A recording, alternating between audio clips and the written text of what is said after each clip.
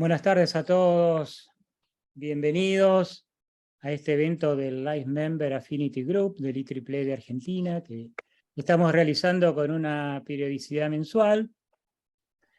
En este caso les doy la bienvenida porque soy el presidente del Live Member Affinity Group del IEEE de Argentina, y en esta oportunidad Jorge Monzón nos va a hablar de los aspectos de la ética en ingeniería biomédica.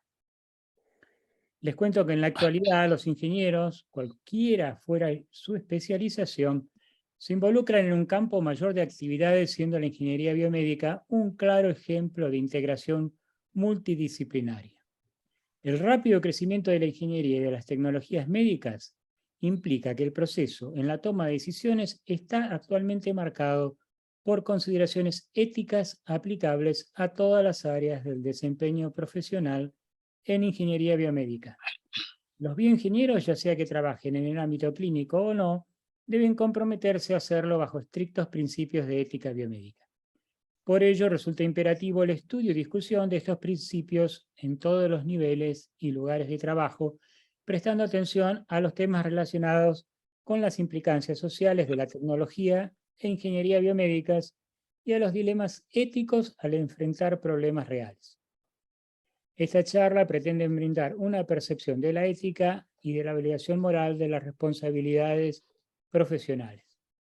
Jorge es doctor en la Universidad Nacional del Nordeste, ingeniero en electrónica de la Universidad de Tucumán, tiene 2 títulos de máster en ingeniería eléctrica y en ingeniería biomédica en la Universidad de Wisconsin en Madison, y trabaja actualmente en el procesamiento digitales de bioseñales y en temas de ejercicio profesional. Es coeditor del libro Fibrilación, Desfibrilación Cardíaca y autor de capítulos en Interfacing Sensors to the IMBPC, en bioinstrumentación y en Biomedical Engineering Education. No les voy a decir todas las actividades que Jorge ha tenido y tiene en el IEEE porque esto nos llevaría muchísimo tiempo. Jorge, todo tuyo. Bueno, muchas gracias, Gustavo. Cuando conversábamos con Gustavo sobre la posibilidad de que yo compartiera con ustedes algunas de mis ideas y de mis inquietudes respecto a la ética en ingeniería biomédica, resolví plantear esta charla tomando en realidad 2 aspectos. Uno, presentarles a la ingeniería biomédica como una disciplina que ha adquirido, digamos, ya relevancia propia dentro de las subdisciplinas de la ingeniería, y además charlar un poco sobre la evolución de la ética, teniendo en cuenta también la ética médica, porque como vamos a ir viendo, se entrecruzan la ética de los ingenieros con la ética médica, y finalmente todo esto deriva en la formulación de códigos de ética en los cuales participan tanto médicos como ingenieros. Entonces, por eso quiero ahora plantearles, si pudiera hacer correr, bueno, parece que sí, ahí está corriendo. Bueno, entonces, ¿qué es la ingeniería biomédica? Para eso, primero me voy a referir a algunos aspectos de la definición de ingeniería biomédica que vienen dados en realidad por la ABET. Ustedes saben que la ABET es el Consejo de Acreditación de Ingeniería y Tecnología, que empezó como una organización norteamericana, pero que en la actualidad ha adquirido, digamos, un carácter internacional. Hay 35 sociedades que forman parte de este Consejo de Acreditación a nivel mundial. Una de esas sociedades es obviamente el IEEE, más otras sociedades de distintos ingenieros a nivel internacional. Es la primera en acreditar programas o planes de estudio de ingeniería, ya prácticamente una experiencia centenaria que tiene la ABET. Han acreditado hasta la actualidad más de 4.300 planes de estudio, programas de ingeniería en más de 800 universidades y en más de 40 países. Obviamente que sus estándares han sido tomados, quienes tienen alguna familiaridad con lo que son los procesos de acreditación de la CONEAU en la Argentina. Los criterios de acreditación de CONEAU fueron tomados en el año 2000, cuando empiezan las acreditaciones de ingeniería, 1999 y 2000, toman los criterios definidos por la BED. De ahí la importancia que tiene la BED como organismo que ha fijado estándares, los famosos 51 estándares de acreditación de la CONEAU han sido tomados directamente de lo que la CONEAU de lo que ABED planteaba originalmente. Bueno, entre los criterios de acreditación están en realidad en 8 ejes donde se analizan para, digamos, poder acreditar un programa de ingeniería, las características que tienen que tener los estudiantes, los objetivos de un programa, la capacidad educativa de la institución, su planta docente. Pero uno de los elementos de mayor interés en evaluar un programa de ingeniería es cuáles son los resultados de ese programa de ingeniería, es lo que se llaman los program outcomes, así los llama la BED. Entonces, habría que ver qué es lo que se espera, digamos, que confiera a un graduado el programa de estudios. En el caso del ingeniero biomédico, se esperan varios elementos, varias componentes en la formación de este ingeniero biomédico. Están los componentes clásicos, que son comunes a todos los estudios de ingeniería, básicamente la habilidad para identificar los problemas complejos de la ingeniería, para desarrollar experimentos adecuadamente, para adquirir nuevos conocimientos y poder aplicarlos. Esos serían los componentes clásicos del ingeniero biomédico que son comunes a todas las ramas de la ingeniería. Pero en los últimos tiempos, y muy específicamente en el año 2000, ABED plantea lo que se denominaron los criterios del 2000. Entrando en el nuevo milenio, agrega los denominados componentes no tradicionales. Así lo interpreto yo, componentes no tradicionales que son básicamente que los ingenieros, los recientes graduados, tienen que tener la capacidad o la habilidad para desarrollarse teniendo en cuenta otros factores que no aparecían en esos componentes clásicos de la ingeniería. Los aspectos económicos, tener en cuenta el medio ambiente, los aspectos sociales, políticos, éticos, salud, seguridad, etc. Tan es así que tanto la salud como la seguridad, que son considerados como esenciales en el desarrollo profesional, hacen que las carreras de ingeniería inicialmente tuvieran que ser acreditadas por un organismo como la CONEAU, así lo establece la Ley de Educación Superior, precisamente porque el ejercicio profesional afecta la salud y la seguridad de la población. O sea, inmediatamente después de la acreditación de las carreras de medicina, entraron las carreras de ingeniería justamente porque el desarrollo o el ejercicio profesional afectaba la salud y la seguridad de la población. Otra de las exigencias, digamos, de los criterios que se espera de un graduado es su habilidad para trabajar en equipos multidisciplinarios y que todos tuvieran una comprensión de la ética y de la responsabilidad profesional. Y junto a esto aparecen también en la definición ya, o lo que se espera del egresado de los programas de ingeniería biomédica, aparecen los denominados componentes específicos, que son, digamos, muy específicos de la disciplina biomédica, que son fundamentalmente la habilidad para poder trabajar en la interacción entre sistemas vivos y sistemas inertes. O sea, tradicionalmente los ingenieros trabajan con sistemas inertes, acá el ingeniero biomédico agrega los sistemas vivos. Eso supone, digamos, una actitud distinta frente al material de trabajo. Además de, obviamente, trabajar en el modelado, diseño, implementación de dispositivos propios de los procesos de la ingeniería biomédica, pero también la capacidad para medir e interpretar datos en los sistemas vivos. Y eso es lo que de alguna forma define a qué se espera de un graduado en ingeniería biomédica. Frente a esto, lo que a nosotros nos interesa es este ingeniero biomédico cuya formación tiene estos componentes clásicos, estos componentes no tradicionales y estos componentes específicos, tiene que ser capaz en el ejercicio de su profesión de dar respuesta a su actividad. Y de ahí viene la palabra responsabilidad. En realidad, frente a la comunidad, tiene que poder dar respuesta de lo que hace. Ahora, esta responsabilidad profesional, en el caso particular de los ingenieros biomédicos, está exigido por una serie de valores éticos que trascienden lo que son los los valores o las exigencias éticas para otras ramas de la ingeniería. Hablamos de ingeniería biomédica y hablamos de ética. Ahora quiero referirme a la ética. Ética deriva del griego éticos y del latín éticos, que significa carácter. ¿Qué es carácter? Bueno, ahí lo tengo presentado en pantalla, la manera en que alguien piensa, siente y se comporta. Es un conjunto de cualidades compartidas en un grupo, o cualidades de una persona que la distinguen del resto en un grupo también. Además de este ethos, da lugar a mos o amores en el latín, lo que digamos sería moral, que su definición etimológica es el hábito, es decir, la costumbre. Entonces acá tenemos dos elementos, el carácter y tenemos la costumbre o el hábito. Estos hacen a ¿qué se entiende por ética? Es una conducta apropiada y el buen vivir, es el marco para tratar de identificar lo bueno de lo malo, lo vicioso de lo virtuoso, lo correcto de lo erróneo. Una definición muy académica de la ética, dada por un filósofo colombiano, es que la ética es la ciencia que busca las razones últimas y universales para adecuar la conducta humana al bien del universo.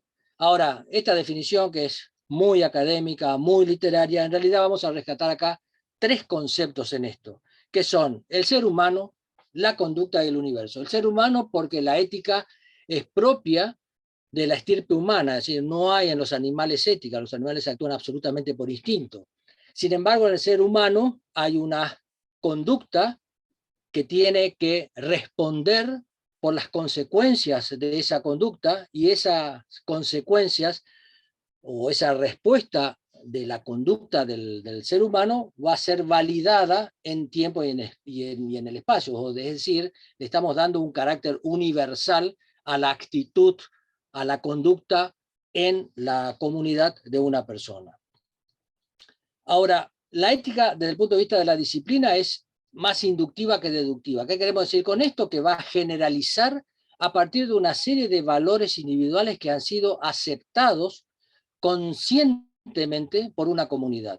O sea, no es una ciencia de tipo deductiva, que iríamos en realidad de lo general a lo particular, estamos yendo de lo particular a lo general, se generalizan una serie de valores, una serie de prácticas, una serie de principios que son justamente esto, la denominada moralidad, es lo que el hábito o la costumbre ha fijado, ha establecido dentro de una dada comunidad.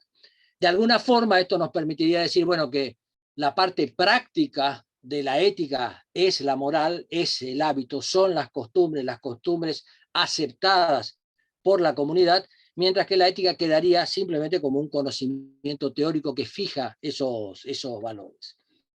Para ir viendo un poco la evolución de la ética, nos tenemos que remitir al surgimiento de la ética como disciplina ya con los filósofos griegos. Es decir, Sócrates, ya en el siglo V a.C., plantea que la virtud es sabiduría en acción. Su discípulo Platón, más que discípulo, es su colega Platón, es un poco menor que él, habla de que la verdad y la belleza confluyen en la bondad. Y surge el discípulo de Platón, que es Aristóteles, ya en el siglo IV, donde el objetivo del ser humano es buscar y lograr la felicidad, y solo la acción correcta es moralmente aceptable.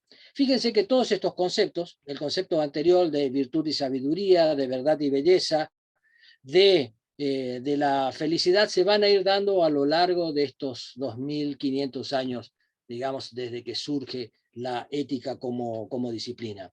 Aristóteles es el fundador de la ética como disciplina, en su famosa carta a Nicómaco, que es su hijo, por eso se llama la ética nicomaquia, y ahí plantea en realidad la definición y la formulación de la ética como disciplina.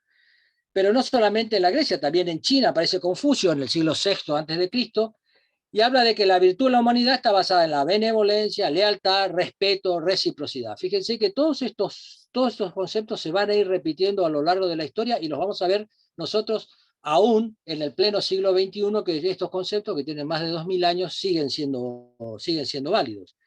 También en la antigua India, Buda plantea las 10 acciones virtuosas del budismo tibetano, algo parecido a lo que es en la religión judeo-cristiana de los 10 mandamientos. Y también aparece en Persia un filósofo, poeta, Maulana Rumi, donde él plantea que el hombre es una criatura suprema con el derecho intrínseco para elegir. Esto es muy importante porque lo vamos a ver al final, la capacidad de elegir como uno de los valores de un comportamiento ético. En la ética como disciplina distinguimos 4 fases. Una sería la metaética, que es más allá de la ética etimológicamente, que es la parte de la ética que trata de definir qué se entiende por bien y qué se entiende por mal. Hay también una ética normativa, una ética prescriptiva, donde aparecen las normas que regulan el comportamiento. Hay una ética aplicada, y esta es la de interés esencial para todos los profesionales, en particular para los ingenieros, pero en realidad para todo ejercicio profesional, porque es en la aplicación de estos conceptos éticos cuando van a surgir los dilemas. O sea, los dilemas morales surgen en la aplicación, en el accionar profesional de las distintas profesiones. O sea, para nosotros particular interés tiene esta ética aplicada. Y después también hay una ética descriptiva, que es una ética que estudia un poco la historia de la ética, que no es de interés para nosotros. Nosotros nos vamos a concentrar en lo que es la ética aplicada. En tiempos más modernos, quisiera mostrarles que la evolución cultural de la medicina, según lo plantea José Alberto Mainetti, de la Universidad de La Plata, médico y filósofo argentino, probablemente la persona más formada en bioética, uno de los referentes de bioética a nivel latinoamericano, plantea que la medicina conoce 2 evoluciones. Una, la denominada la evolución de la medicina es una medicina curativa, donde prima el concepto de enfermedad, y eso da lugar a una denominada medicina desiderativa. Y la otra, que es una medicina preventiva, donde en realidad el concepto no es el de enfermedad, sino es el de salud, que deriva en una calidad de vida. La medicina curativa, que ha sido tradicionalmente una medicina restaurativa, ya no se conforma con recuperar el orden biológico, sino instaurar un nuevo orden, un poco a deseos de la persona. O sea, la persona ya no se conforma con reparar el daño, sino que quiere modificarlo. De ahí es que viene esta medicina restaurativa, se transforma en realidad en una medicina desiderativa. Hay un deseo de tener un cuerpo distinto, vienen todas las operaciones de tipo cosmetológicas, etcétera, viene justamente por este concepto de que esta medicina, digamos, iba a derivar en una medicina de tipo desiderativa. Sin embargo, por el otro lado, que también es parte de la evolución técnica y cultural de la medicina, aparece la medicina preventiva, donde el concepto ya no es el concepto de enfermedad, es el concepto de salud. Y este concepto de salud viene de el sinónimo, la actitud positiva, tomado por la OMS como definición de salud, como sinónimo de calidad de vida. O sea, ya la salud no es mera ausencia de enfermedad, es el completo bienestar físico, mental y social. Entonces hay otros actores que participan en este concepto de la medicina como calidad de vida. La medicina desiderativa y la medicina como calidad de vida van a dar una ética tecnocientífica, es el desarrollo de todos los instrumentos y los procedimientos que van a dar lugar a esa medicina restauradora, esa medicina reparadora, y por el otro lado la medicina preventiva, que supone en realidad una ética social, porque vamos a ver que entran en juego otros actores que garantizan esta calidad de vida. O sea, no solamente el profesional de la salud, el médico, es el que va a brindar la medicina como calidad de vida. Ambas éticas, tanto la ética tecnocientífica como la ética social, confluyen en esta denominada bioética.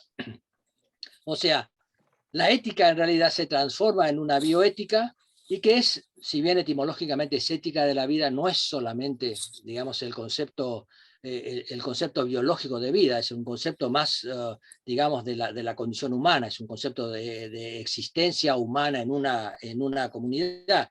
Y entonces entran en juego aspectos ecológicos, aspectos sociales, aspectos legales, aspectos humanos, o sea, el concepto bioético es en realidad un concepto más amplio. Para la enseñanza de la ingeniería, algo de esto discutíamos o conversábamos con Gustavo, hay un micrófono por ahí abierto, discutíamos con Gustavo al comienzo que la enseñanza de la ética en los programas de ingeniería deben iniciarse en el primer año. Tiene que, digamos, es necesario instruir a nuestros alumnos con el concepto de la ética bien desde el comienzo. La ética tiene que ser un concepto central a la ingeniería, de la misma manera, por ejemplo, que el concepto de seguridad lo tenemos desde la primera clase de física, de la primera clase de matemática. De igual forma, deberíamos incluir el concepto de la ética. Y si pensamos en qué vamos a enseñar en la ética, y un poco basado en la experiencia de Graciela, lo que comentaba Gustavo antes de comenzar esto, es que necesitamos sí o sí que los eticistas, o sea, gente que venga del área, digamos, de la filosofía, nos planteen esto, la metaética y esta ética normativa, para poder distinguir el bien y del mal. Hay un test que se llama el test de REST, que fue diseñado en la Universidad de Minnesota, donde se demostró que aquellos alumnos que habían tomado cursos con profesionales del área de la filosofía, del área digamos, de Facultad de Humanidades, obtenían un puntaje mucho mejor que aquellos alumnos que no lo habían hecho.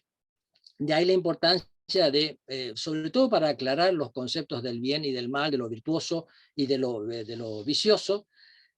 También hay una ética de la investigación, debe juntarse como parte de este proceso formativo de los alumnos de ingeniería.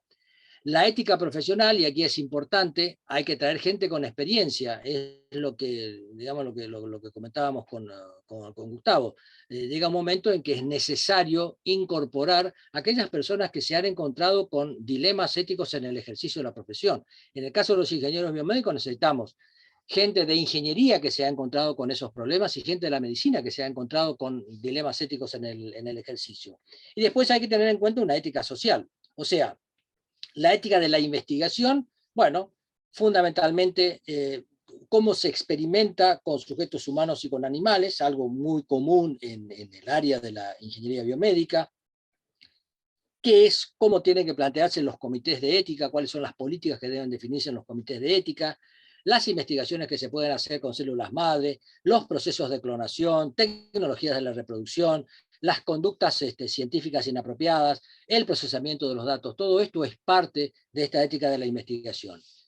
En lo que hace, digamos, a una ética profesional, hablaríamos de una ética de la ingeniería, donde vamos a ver más en detalle cuáles son las componentes de esa ética de la ingeniería, pero también en una ética médica, o sea, el alumno de ingeniería biomédica tiene que tener en cuenta cuáles son los conceptos o los preceptos que guían el accionar ético de los médicos con quienes van a estar trabajando. Recuerden que siempre hablábamos de la habilidad que tienen que tener los ingenieros para trabajar en equipos multidisciplinarios. Bueno, básicamente todo ingeniero biomédico va a estar trabajando con otros profesionales de la salud, y aquí aparece fundamentalmente la relación médico-paciente, es la que va a guiar, digamos, el accionar ético del médico y del ingeniero que trabaja a su lado. En términos de la ética social, aquella ética que venía de la evolución de la medicina referida al carácter preventivo, a esta ética social, donde entran en juego, digamos, las políticas públicas, cómo se distribuyen los recursos, que no son necesariamente actividades en las cuales participan médicos. O sea, hay muchos ingenieros que están trabajando en los ministerios en distribución de recursos, cómo se distribuyen los recursos, algo de eso vamos a ver después. La ética legal, cómo se modifican, cómo se adaptan, digamos, las nuevas normativas digamos, para un ejercicio ético, cómo se protege al medio ambiente, cómo se controla la población mundial y los recursos naturales, el desarrollo rural, etc. Como vemos, son temas que afectan desde el punto de vista ético el comportamiento de toda o de interés para toda una comunidad. Todo esto nos lleva a los denominados códigos de ética. ¿Qué es un código de ética? Bueno, un código de ética lo que hace es sintetizar las responsabilidades de cada profesión. Hablábamos de que la responsabilidad profesional es la habilidad o la capacidad o la necesidad que tiene un profesional de responder a la comunidad por sus actos profesionales. Entonces, primero un código de ética va a sintetizar las responsabilidades de cada profesión. Aparecen ahí a veces resumidos cuáles son los asuntos profesionales, un poco las incumbencias que tiene una dada profesión. Además, representa una conducta moral y va a identificar algunos problemas éticos en la práctica profesional. Algo de eso lo vamos a ver.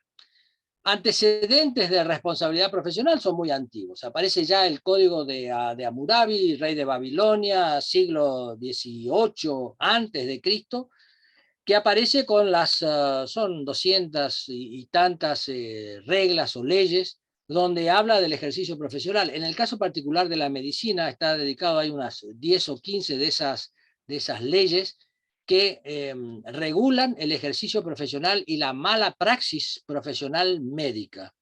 Regula honorarios profesionales, pero fundamentalmente regula la mala praxis. O sea, ya es un código, digamos, un código de responsabilidad profesional. Hipócrates de Oz, se entiende que él es el que define el famoso juramento hipocrático, que fue, digamos, adoptado después por la Asociación Médica Mundial como código de ética para la profesión médica, también, y algo de eso vamos a ver, y Thomas Percival, que es el primer inglés que habla de una ética profesional. Es el primer tratado, que en realidad es una ética médica, pero él define el término ética profesional a comienzos del siglo XIX, en 1800, 1801, escribe su famosa ética médica. En el caso, este es el juramento hipocrático, que no quiero ir por todo esto, fue ya adaptado en el 94 en Estocolmo por la Asociación Médica Mundial, pero uno de los elementos que aparece acá que son, digamos, directamente relacionados con la actividad de los actuales ingenieros es lo que habla acá de guardar y respetar los secretos a mí confiados. Esta privacidad de la información es esencial para el ejercicio profesional de los ingenieros biomédicos que van a tener acceso por razones de almacenamiento, por razones de transmisión de esas historias clínicas, digamos, que le han sido confiadas al médico. Entonces también el ingeniero tiene que hacerse eco, digamos, de esta responsabilidad, tiene que asumir la misma responsabilidad de privacidad y de secreto de la información. ¿Cuáles son los preceptos fundamentales de la ética en ingeniería? Es lo que se llaman, digamos, lo que la BET considera los fundamental canons de ingeniería. Y voy a ir simplemente nombrando. Velar por la seguridad, salud y el bienestar. Tienen los ingenieros que desarrollar solamente en aquellas áreas para las cuales están formados y no, digamos, invadir o no pretender realizar trabajos en áreas que no son de su competencia. Tienen que, de manera objetiva y veraz, hacer declaraciones públicas. Tienen que ser agentes leales para sus empleadores, para sus colegas, para sus clientes, evitar en todo momento conflictos de interés o denunciarlos cuando se enfrentan a conflictos de interés y no realizar esas tareas. También deben construir su reputación en mérito a sus servicios y no competir deslealmente con otros profesionales, o sea, mantener reputación y mérito.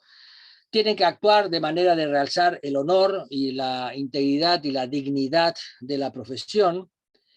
Y también tienen que continuar con el desarrollo profesional, o sea, la enseñanza o el aprendizaje continuo es una obligación moral de los ingenieros, y lo otro es, también tienen que garantizar la continuidad del aprendizaje de todas las personas bajo su mando. Esta es digamos, una exigencia que aparece en todos los códigos de ética de los ingenieros.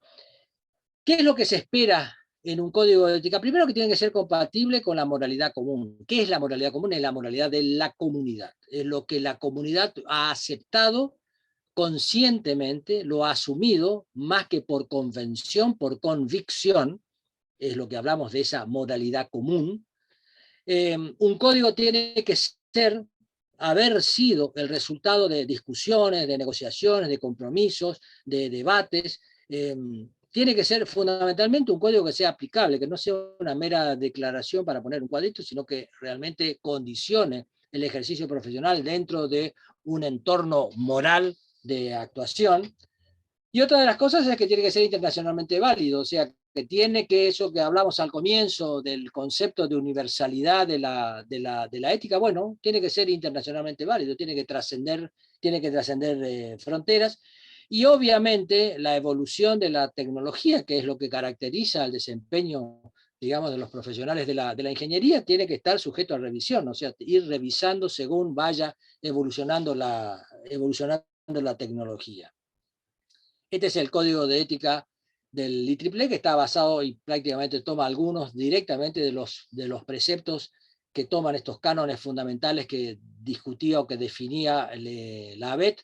Les aclaro que otras sociedades de otros, la de los ingenieros químicos, los ingenieros mecánicos de Estados Unidos, también han tomado las mismas palabras que propone la ABET como los cánones fundamentales o los preceptos fundamentales para la ética en ingeniería.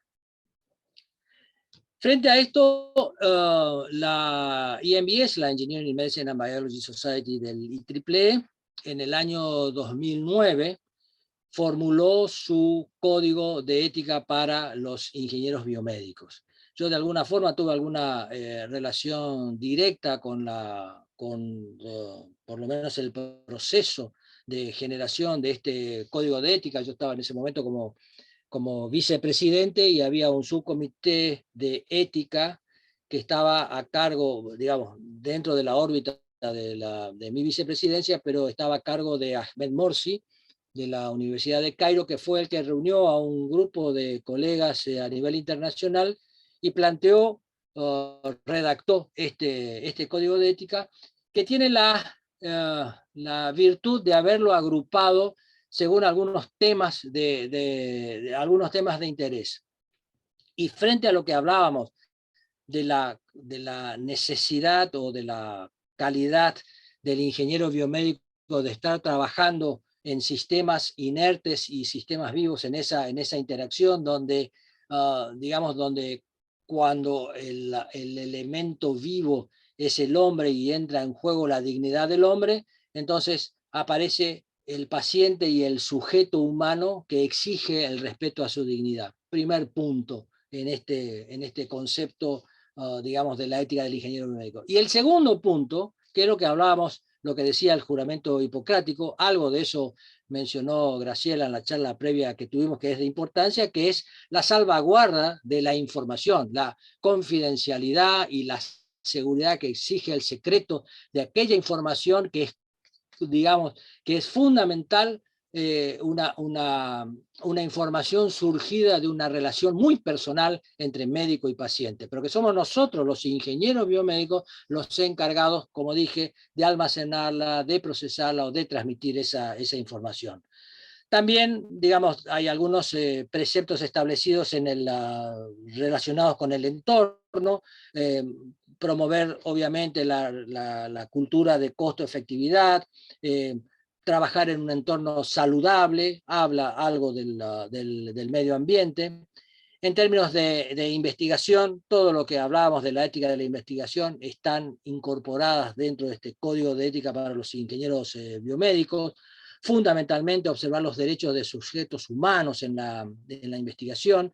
Acá hay que ver una relación de posibles perjuicios y posibles beneficios de los nuevos procedimientos que puedan desarrollarse, hay que tener en cuenta, digamos, eso desde el punto de vista ético. Asegurar el uso responsable de los sujetos de experimentación, tanto animales, y este es el concepto bioético más amplio del que hablábamos, de protección del ambiente. Realizar estudios de investigación clínica teniendo en cuenta las buenas prácticas, prácticas, los animales de experimentación tienen que ser sometidos a anestesia, en fin, hay una serie de procedimientos que tienden a exigir o por lo menos condicionar las actividades de investigación dentro del área de la ingeniería. En términos de la profesión, ya en el desempeño profesional, bueno, lo mismo que plantea el IEEE, lo mismo que plantea la ABET, alta consideración a la naturaleza interdisciplinaria del cuidado de la salud, una relación interdisciplinaria entre colegas. La ABET ya decía que tienen que tener la habilidad de trabajo multidisciplinario. Los ingenieros biomédicos, sobre todo los que están trabajando en ámbitos de salud o en ámbitos clínicos, van a trabajar con médicos, con enfermeras, con kinesiólogos, con otro personal de la salud, con otros ingenieros que no necesariamente están en contacto con los pacientes y sin embargo trabajan en los entornos de salud. Hay fomentar la cultura del intercambio de conocimientos y padrinazgo, lo que decíamos, lo que se nos pedía a los ingenieros de poder siempre facilitar el aprendizaje de todas aquellas personas que estén a nuestro cargo, de informar adecuadamente todos los conflictos de interés, porque debíamos actuar en un entorno que nos permitiera denunciar cuando advirtiéramos conflictos de interés en el ejercicio. Ahora, ¿qué se espera? Hasta ahora vinimos viendo, bueno, ¿qué se espera en el futuro de un ingeniero biomédico? Irónicamente, para ver el futuro tenemos que ver el pasado. Esto que están viendo ustedes acá, no sé si lo conocen, este es el primer estetoscopio.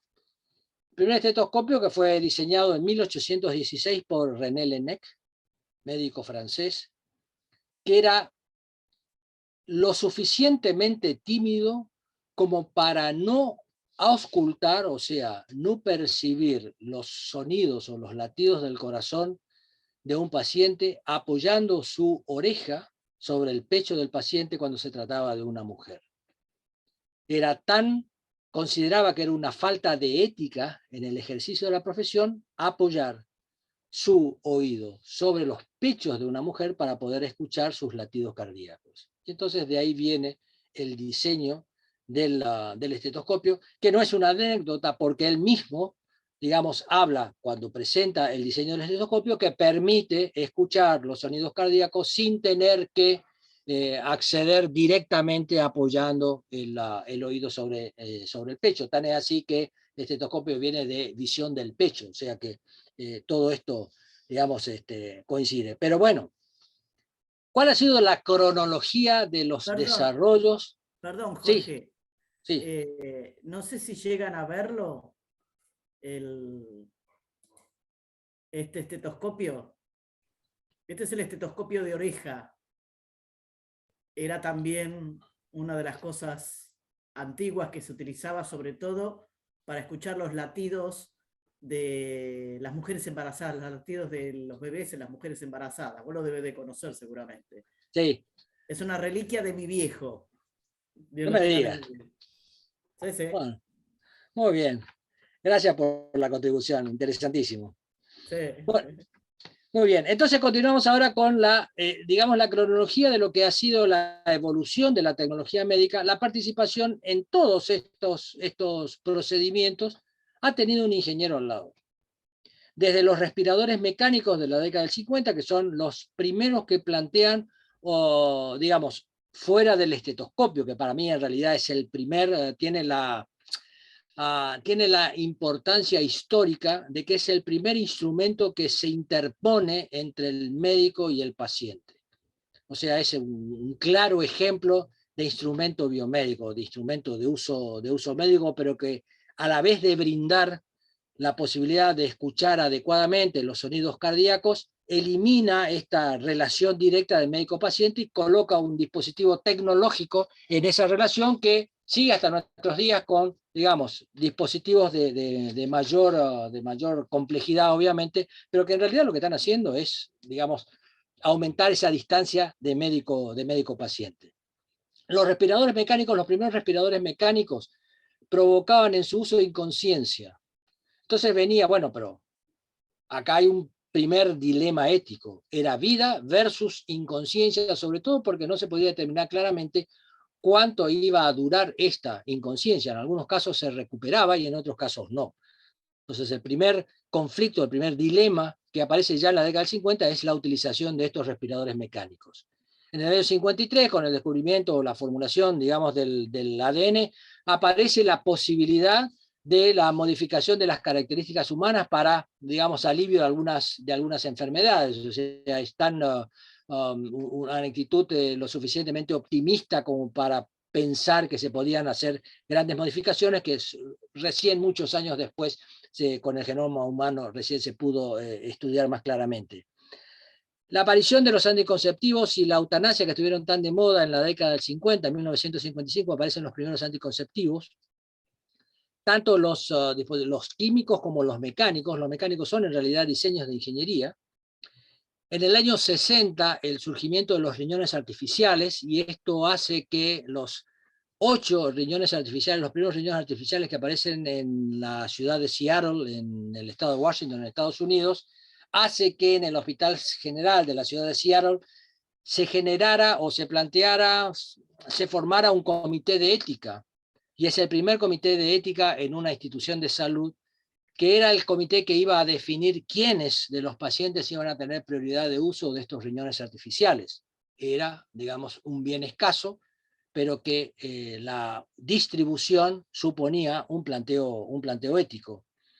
En el año 67, todos ustedes se acuerdan, digamos, de Christian Barnard en Sudáfrica con el trasplante cardíaco, había que definir la muerte clínica, y la definición de muerte clínica necesitaba de una instrumentación que pudiera, digamos, registrar algunas de las señales humanas y de las señales, y ahí aparece la famosa muerte cerebral, justamente cuando la señal electroencefalográfica era lo suficientemente plana como para definir esta muerte clínica, aunque siguiera latiendo a pleno el corazón, o sea, la señal electrocardiográfica continuaba evolucionando.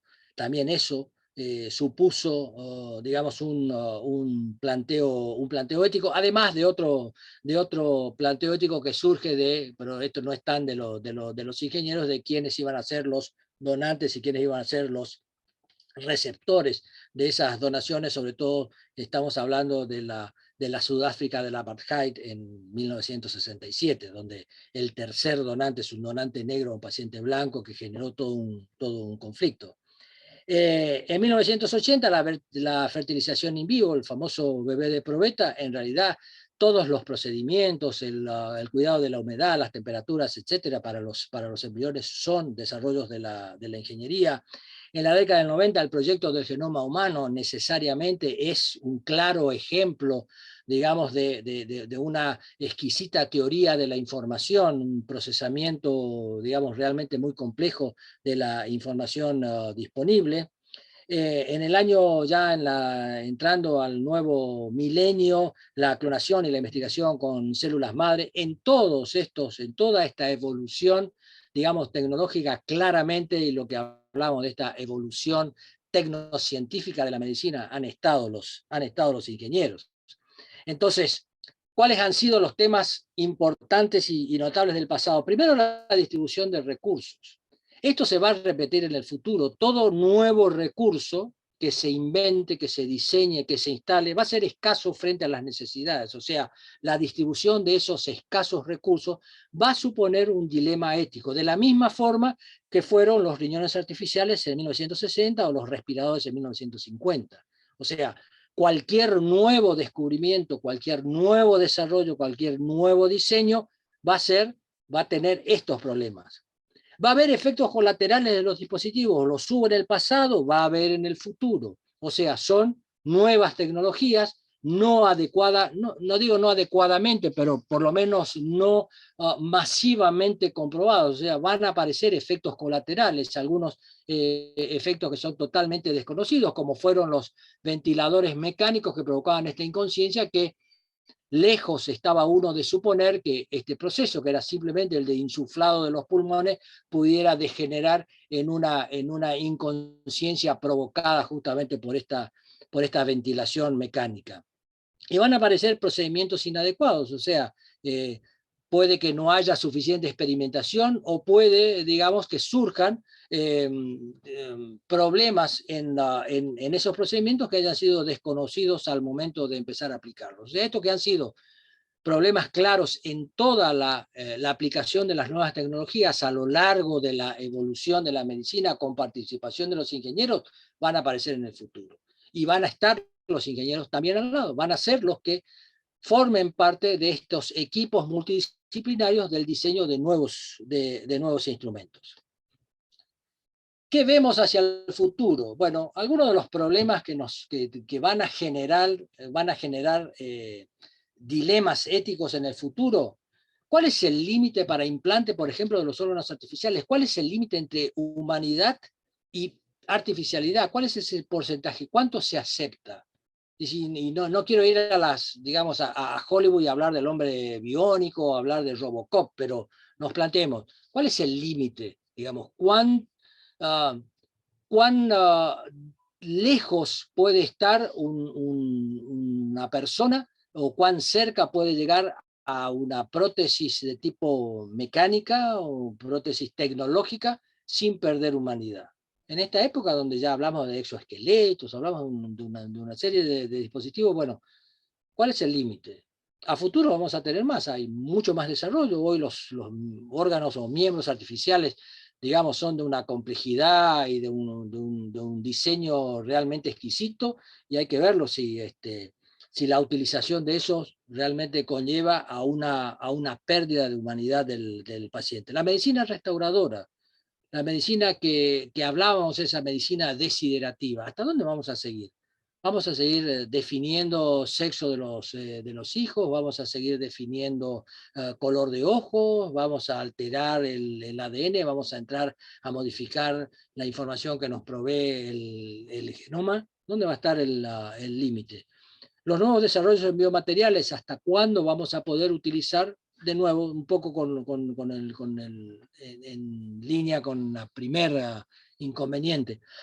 ¿Hasta dónde vamos a seguir con biomateriales? ¿Cuánto de materiales, digamos, biocompatibles pero tecnológicos se podrá aceptar?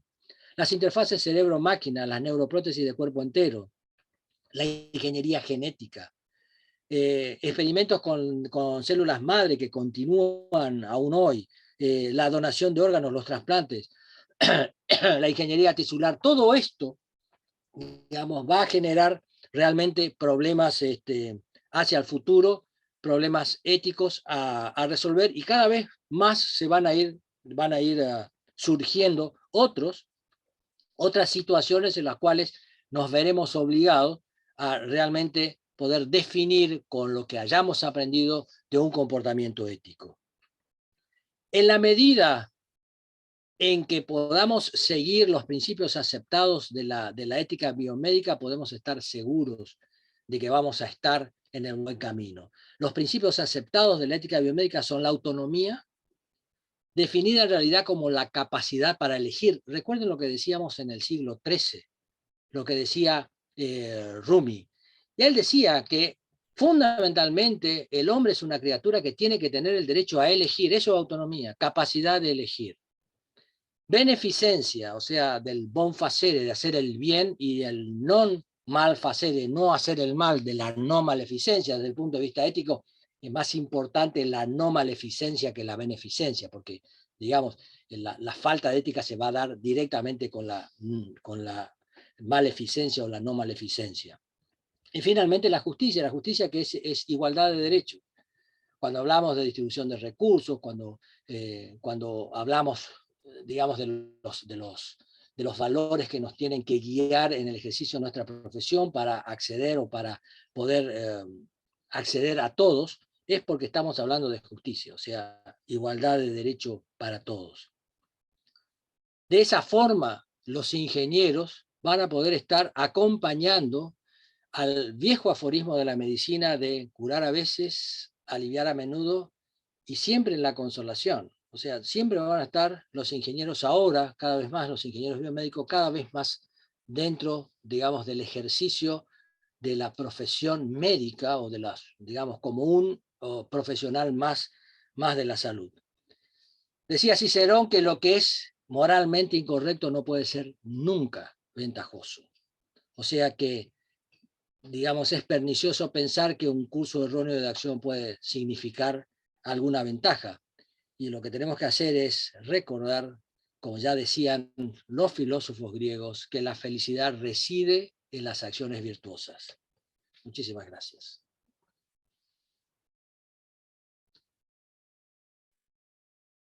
Excelente, Jorge.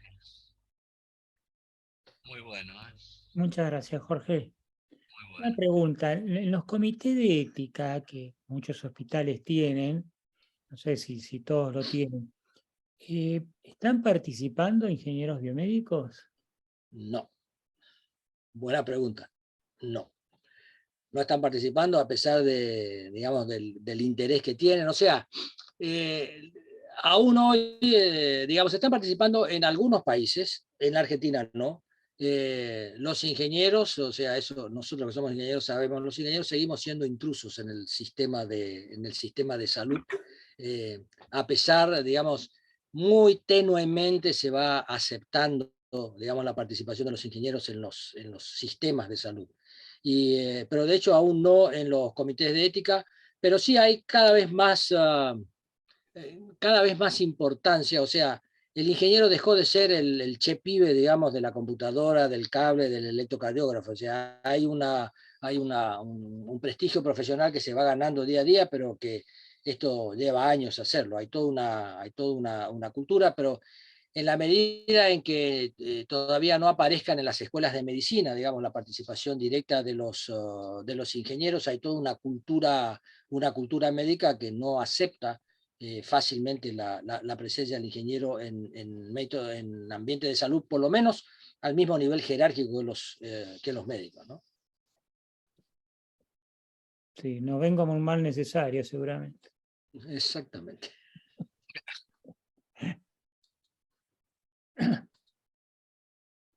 Aprovechen a hacerle. Adelante, Enrique. Adelante, Enrique. Sí, Jorge, excelente tu presentación, muchísimas gracias. Ahora entendí. Pero no, lo que te quería preguntar, y por ahí es obviedad, pero me da la sensación que los ingenieros biomédicos pueden quedar involucrados muchas veces en juicios de mala praxis, ¿verdad? Sí, en Estados Unidos ya están, ya están siendo involucrados, sin ninguna duda. Y Es un sobre todo, problema. bueno, pero un poco es la consecuencia de la mayor aceptación que han tenido los ingenieros. En algunos casos, digamos, originalmente en los congresos, por ejemplo, en los congresos de ingeniería, no había, era muy difícil conseguir inclusive de algunas empresas de instrumentación médica que presentaran algún tipo de patrocinio a la realización de los congresos de ingeniería biomédica. Fundamentalmente porque en realidad no había ingenieros que participaran a nivel hospitalario o a nivel ministerial en la adquisición y distribución de recursos, o sea, no eran parte, digamos, no eran parte de la ecuación de compra y distribución de tecnología médica. Esto cambió. En algunos lugares es imprescindible que formen parte, digamos, de los comités de adquisición, etcétera. Esto también les da más responsabilidad en el tipo de instrumentación que se está utilizando, cómo se va a utilizar esos instrumentos, si son equipos, digamos, de uso pediátrico utilizados en adultos o a la inversa, hay mucho más responsabilidad por parte de los ingenieros en aquellos sistemas que ya han incorporado a los ingenieros en todo este proceso de diseño, adquisición, instalación de equipamiento médico. Va cambiando. Estoy hablando de que han sido los últimos 20 años y muy lentamente en algunos lugares. Yo me imagino que deberían o deben estar utilizando coberturas de seguro, ¿no? Para el tema de eventuales contingencias que puedan aparecer. Entiendo que sí, entiendo que sí. ¿No? Entiendo que sí. Uno de los, digamos, de los elementos de mayor exigencia para las coberturas de mala praxis han sido los anestesistas, digamos, dentro de los grupos, sobre todo en Estados Unidos. los anestesistas se basan en las famosas mesas de anestesia, que no son más que mesas mezcladoras, digamos, de gases, que son, en definitiva, diseños electromecánicos o electrónicos y mecánicos con participación de ingenieros. Y supongo, no estoy muy al tanto, pero supongo que, digamos, cualquier anestesista va a echar la culpa, digamos, al dispositivo tecnológico, ¿no? A pesar de que haya sido, digamos, la aplicación por parte del personal médico. Sin ninguna duda va a haber ese tipo de cosas, Enrique. Yo entiendo que... Pero entiendo también que yo estoy en esto hace 40 años y bueno, he visto un lento, digamos, avance, pero avance al fin. O sea, la evolución de la tecnología ha sido muy rápida en las últimas décadas, ¿no? Jorge, una pregunta, y que siguiendo un poquito la línea de lo que decía Enrique. Sí, En todo esto, el ingeniero, acá hay un aspecto que no sé si no, a ver, no aparece directamente o no lo veo, que es la parte operativa versus, o sea, desde el punto de vista de lo que participa un ingeniero. Hay una parte operativa en la medicina donde no aparecen los ingenieros directamente, ¿no? O sea, exacto. cuando uno se va a hacer una tomografía, no están los ingenieros biomédicos, ¿no? Cuando uno, ¿no? Exacto. A lo Exacto. sumo que haya ciertas cosas muy particulares donde hace falta eso porque están en un operativo muy particular, pero en general no.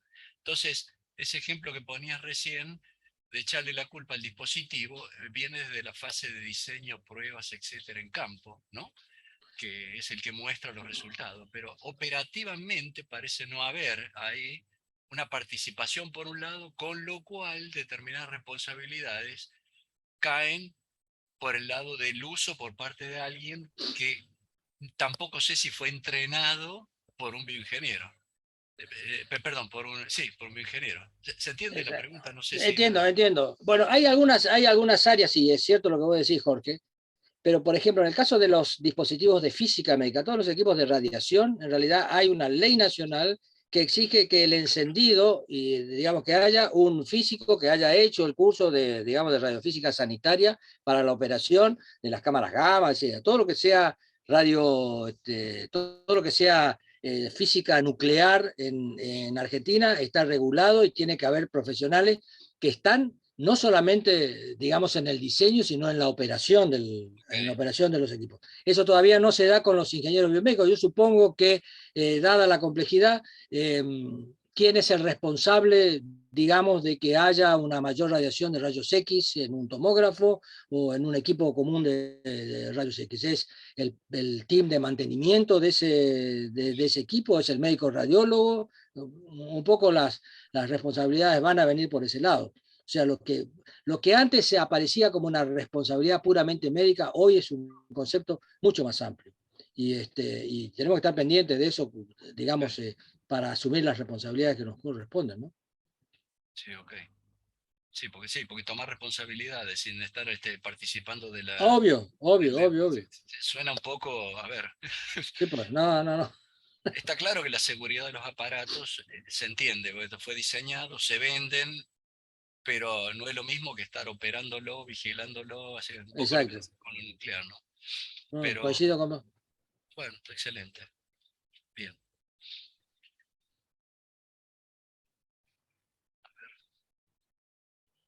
Había otra pregunta que tenía. Ah, en esta cuestión de los límites que marcabas referente a, de alguna manera, Ah, ciertos descubrimientos, invenciones o aplicación de ciertas cosas. Hay una parte donde la ética parece que se encuentra con dificultades, por ejemplo, en el caso de los manejos de ADN, ¿no? Todo este exacto. tema Exacto.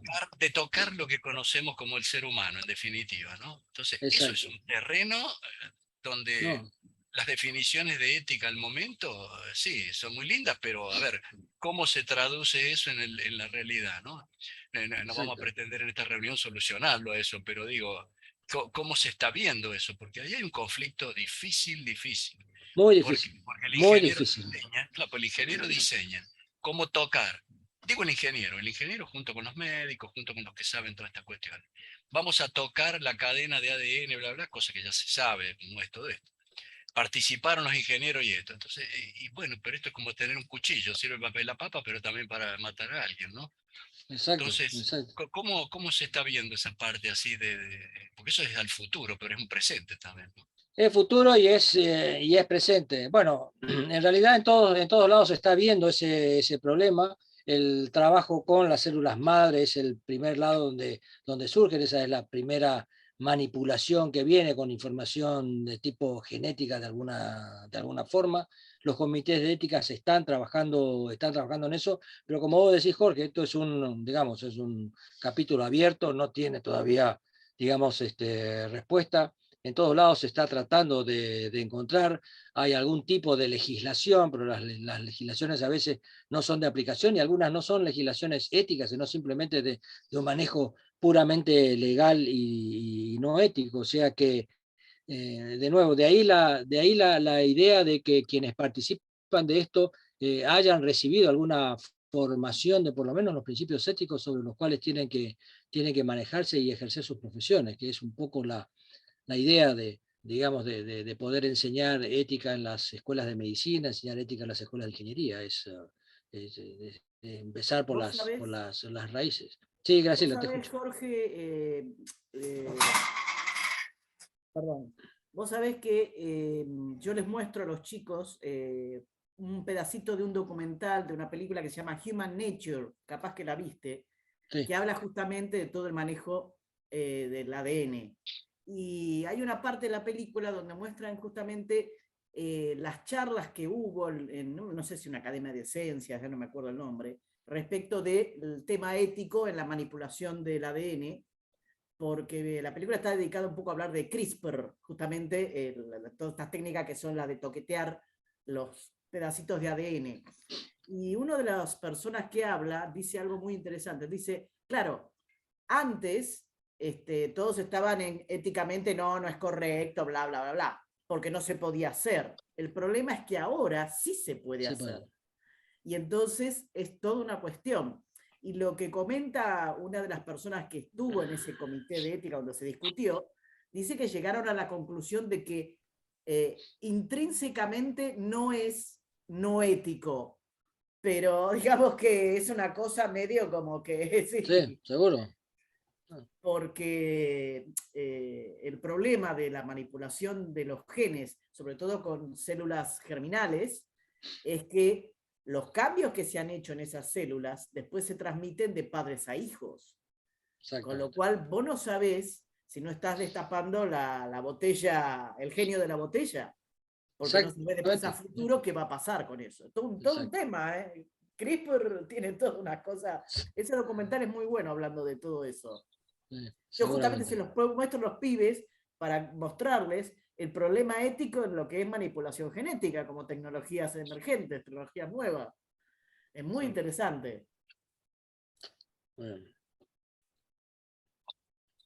Sí, la verdad que hay cosas de avanzada que son imaginación en un momento y después pasan a ser realidades, ¿no? Yo, un tema que he pensado varias veces, o sea, escuchando algunas charlas o leyendo algunos artículos, toda esta problemática de la tecnología de la información, sobre todo también asociado con las computadoras de alta performance y todo esto, la electrónica y la biología combinada para fabricar cosas que rayan el límite de lo de qué estamos hablando. Pero un tema complicado que habría que plantear a lo mejor como qué es la ética hacia el futuro, es lo que se está trabajando en algunos lados, que es detectar la forma en que el cerebro opera, por supuesto, pero con la intención de trasladar conocimiento hacia una máquina, ¿no? Y que esa máquina pueda trasplantar conocimiento a su vez en un ser humano. Puede parecer un divague. Sí, muchos dicen, eso es un disparate que nunca pasa, pero como dice Graciela, no pasa hasta que pasa, hasta que empieza a pasar. Exacto. Y ese es un tema también delicado. Ese y el de la genética van un poco de la mano en parte, ¿no? ¿Hay algo de eso que hayas escuchado? Porque ese tema es complejo, ese tema de la... Mira, Jorge, yo tuve una tesista que hizo presentó la tesis de maestría ahora sobre neurohacking, que incluso la charla que ella dio ya la ha presentado en varios lugares, incluso yo la invité a dar la charla. El otro día la acompañé porque nos invitaron de Arcor para ir a dar esa charla, cosa curiosa, ¿no? Pero vos sabés que todos esos dispositivos para medir e interferir e intervenir en las ondas cerebrales ya existen. Sí, Todo sí. la empresa Neuralink de Elon Musk está trabajando en eso. Y el problema es que la idea es buena, porque por ejemplo, qué sé yo, para la gente que tiene problemas de ataques epilépticos, cuando ya detecta las señales, inserta las señales neuronales para evitar que tenga un ataque. Pero el tema es que está insertando señales en un cerebro ajeno. Y por ejemplo, han hecho pruebas de, que la chica lo comenta, que por ejemplo le colocan los dispositivos a la persona y le dicen, mueve la mano derecha, pero después le mandan la orden de que mueva la mano izquierda. Y la persona mueve la mano izquierda. Y cuando le preguntan, ¿pero por qué moviste la mano izquierda? Dice, no sé, porque yo quería mover la derecha, pero después al último momento moví la izquierda. O sea que encima la persona no se da cuenta de que la orden vino externamente. Esto Sí. es lo que yo te cuento, Vox Populi, es decir, lo buscas en papers, en bibliografías, está. Ahora, ¿qué hay a nivel militar, por ejemplo, de esto?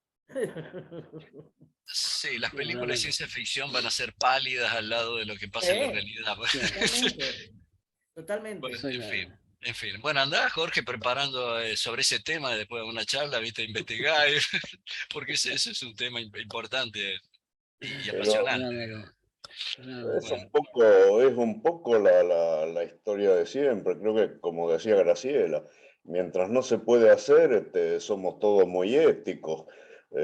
Ahora, no sé, la dinamita, la bomba atómica, ser millonario, no, los millonarios tienen que ser, cuando vos sos el que tiene la guita, el antiguo chiste que todos empiezan jóvenes y izquierdistas y terminan viejos y capitalistas. Bueno, terminaban, no sé ahora si es válido, pero es muy fácil decir, no, hay que ser altruista cuando no tenés un mango y sos el que va a recibir, ¿no?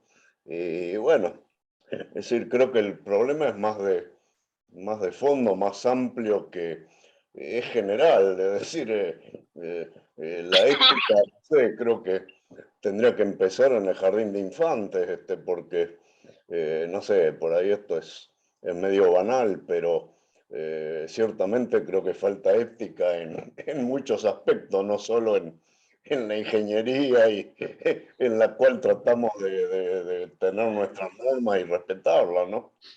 Digo, comportamiento moral correcto, llámenlo como quieran, ¿no? Pero es transversal a las ingenierías, a las profesiones, no sé, al contador que te hace la cuenta trucha para que vos puedas el día de mañana, no sé, hacer el aparatito que te maneje el cerebro, no, qué sé yo. Realmente. Jorge, una pregunta. Vos, Monzón, disculpe, una pregunta de otro orden. Sí, Vos comentabas recién que en todas partes se están formando estos comités de ética. ¿Realmente es en todas partes o notás que en el plano internacional, en distintas culturas, en distintas comunidades, este problema le asignan distinta importancia? sí, le Por ejemplo, asignan ¿ocurre lo distinta mismo en importancia. Estados Unidos, en Europa o en el sudeste asiático? En todos lados se está apareciendo. Lo que pasa es que, bueno, hay en algunos lugares donde ha surgido digamos, originalmente Estados Unidos tiene centros de estudios éticos muy importantes, sobre todo la ética de las profesiones. Hay centros importantes, el Centro de Estudios Éticos del Instituto de Illinois, por ejemplo, el Instituto de Tecnología de Illinois, que es un centro mundial, el Centro Kennedy también. O sea, han sido los lugares donde surgieron inicialmente, pero hay en Inglaterra, hay en Francia, hay en Suiza, hay en Alemania, digamos, centros de estudio que obviamente han llegado, digamos, no solamente en el ámbito académico, sino han llegado a los centros de salud, que es realmente donde lo que hablábamos de la ética aplicada es en realidad donde surge el conflicto. El resto es simplemente una divagación intelectual académica, pero el conflicto aparece con los profesionales, ¿no? En el ejercicio. O sea, sí, está bien ¿Ha habido algún ruido o alguna opinión, por ejemplo, en China, en Japón? No conozco. No, Carlos, realmente no sé qué pasó, no tengo esa, digamos, esa información. Sé que hay en Australia, digamos, del lado asiático, en Australia, Nueva Zelanda lo hay, pero bueno, es cultura occidental toda la nuestra, ¿no? Ha habido existen en Oriente Medio. Yo estuve, digamos, dando una charla sobre ética en Beirut hace unos años y bueno, había gente, digamos, de los hospitales locales que estaban interesados y formaban parte del comité de ética, o sea que sí puedo llegar hasta ahí, pero no sé, realmente desconozco si Hong Kong o China continental o alguno de estos tienen, digamos, estos comités. Pero está mucho más difundido, digamos, en los últimos 50 años se ha ido difundiendo el surgimiento de estos comités de ética, ¿no? Hoy están en nuestras universidades, hay comités de ética de los que supervisan, digamos, sobre todo en las escuelas donde hay trabajos de experimentos en biología, donde hay participación de comités de ética que supervisan los experimentos. En nuestra universidad tenemos, en la facultad mía, que es la parte de, hay ensayos en biología, hay un comité de ética en la facultad, la universidad también lo tiene la Facultad de Medicina, en fin, se han difundido. No digo con igual jerarquía ni con igual capacidad, pero por lo menos el proceso se va difundiendo lentamente. Yo la pregunta que tengo, Jorge, es si es algo que puedas contar, ¿no? Si has participado en algún conflicto de estos que hemos estado mencionando, algún conflicto práctico, ¿no? Yo en lo personal no tuve ningún conflicto, estuve muy metido académicamente, digamos, en la evolución. La única, digamos, la única experiencia directa ha sido un proyecto que yo tuve para trabajar sobre alumnos del área digamos, de alumnos de salud, sobre todo de medicina, de ingeniería biomédica, de la rama de nuestra ingeniería en electrónica, de la parte biomédica, y de alumnos de odontología y de bioquímica en mi facultad, a los cuales, digamos, les planteamos estos problemas, una serie de problemas éticos, que es el test de REST, que yo les mencionaba, que se llama el DITEL, Defining Issues Test, que trata de medir la habilidad que tiene una persona para distinguir, digamos, lo correcto de lo incorrecto, lo bueno de lo malo.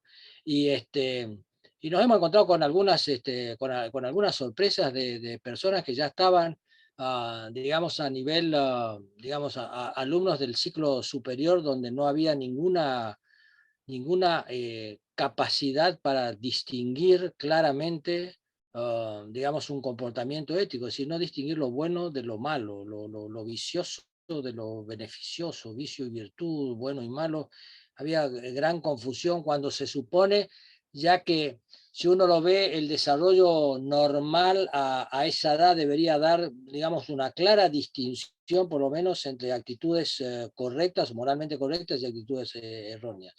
No sé si es un problema cultural, si eso ha sido consecuencia, pero ha sido bastante, digamos, no digo que haya significado malo, ni que haya significado una gran, no sé, un sabor amargo en encontrar estas cosas. Yo esperaba en realidad mayor capacidad, pero claro, Yo diría fueron que todas personas que no preocupante, ¿no? participaron. No, pero que no participaron de ningún proceso, digamos, formativo, instruccional en el área. Pero era la gente que iba digamos, en 3 años iba a estar trabajando en el ámbito de la salud. O sea, bioquímicos, odontólogos, ingenieros biomédicos, y con poco conocimiento, con conceptos poco claros, digamos, de dónde ubicarse moralmente. Y de nuevo, a pesar de esta recomendación de que la enseñanza de la ética en ingeniería tiene que empezar lo más temprano posible, ninguno de nuestros planes de estudio está claramente establecido, digamos, cursos de ética a lo largo de digamos, de la carrera, más allá de lo que pueda contarnos Graciela sobre, digamos, en carreras de posgrado, de encontrar estos cursos, pero debería vos sabés ser... que el IEEE en la currícula de computación ya desde hace años Pero que tiene está una así, está materia de establecido. ética, ¿viste? Sí, Sí, está sí. establecido, está Sí, establecido. sí, sí, sí. Pero no, y a pesar de que aparecen, digamos, entre también los resultados de lo que espera CONEAO de sus egresados, un comportamiento ético, defensa del medio ambiente, trabajo, pero realmente en los procesos de acreditación se da muy poca importancia, o por lo menos no es una de las más interesadas, bueno, en las materias específicas, digamos, de la carrera, antes que algún curso de ética que vendría muy bien, digamos, ¿no? Sobre Sí, todo sí. porque por lo menos vamos a tener ingenieros que se van a enfrentar o van a poder resolver los dilemas éticos que cada día o a medida que evolucione, digamos, la tecnología, van a ser más comunes en el futuro. Jorge, te pido un favor. Ese test que vos decís que es Sí, para medir, ¿me podés escribir en el chat el nombre bien? ¿cómo Porque no? no lo llego a Sí. entender. ¿Viste? Te damos. Es el test inventado por el profesor Rest de la Universidad de Minnesota. Te paso toda la referencia. Yo Dale. tengo algunas pruebas. Se llama el Defining Issues Test, DIT, que plantea una serie de casos, digamos, las personas tienen que contestar esos casos, está estandarizado, y entonces mide en realidad la habilidad de distinción entre lo que es correcto y lo que es incorrecto. Sí. Sí, te lo paso, Graciela, con todo gusto. Dale. Bueno, Jorge, muchas gracias. Gracias por tu tiempo. No, gracias a ustedes, Gustavo. Ha sido un Como, placer. como Muchas has gracias, visto muy lindo. que ha sido esto unánime, lo positivo de tu charla, Bueno, lo muchísimas ético de tu gracias. charla. Les agradezco. Gracias, y gracias a todos además por participar en la charla. Bueno, muchísimas gracias. Gracias a ustedes. Gracias, Gracias, Jorge. Jorge. Que siga muy bien, ¿eh? Listo. Chao, hasta luego. Chao, Chao. chao.